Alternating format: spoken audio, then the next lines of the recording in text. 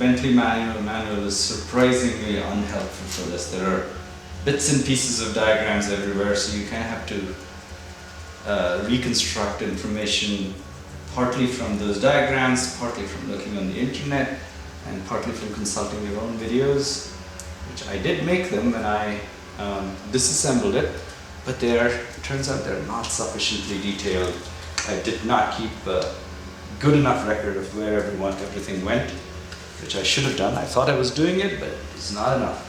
It's not enough to just simply shoot video. You kind of have to say, oh, this goes there, and make a note of it, which I failed to do. So now I have to, so there are two grounding straps here. One is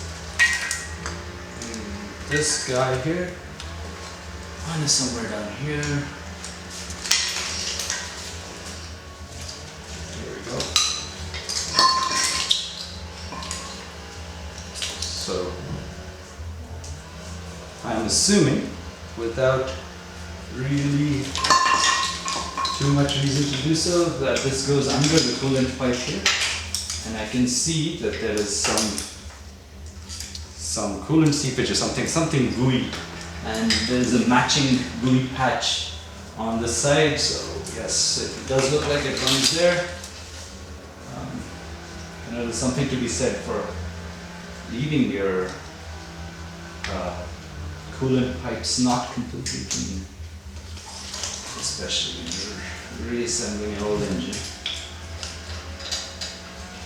So this is already cycling accessible. I think this would have been impossible to do with the intake manifold in place.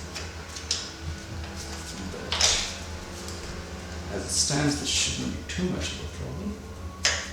There's still this hydraulic pump pipe in the way, but I think I can get past it. Oh, exactly springy, are we?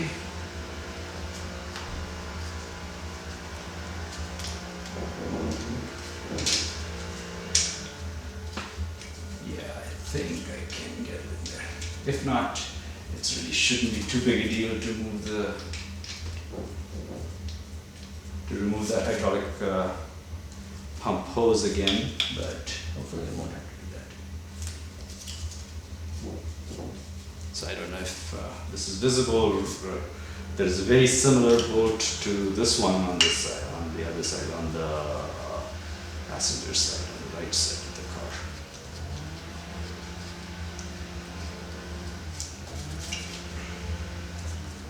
Okay, it's in place. I may have use for the really shallow hex bits that I bought a couple of weeks ago.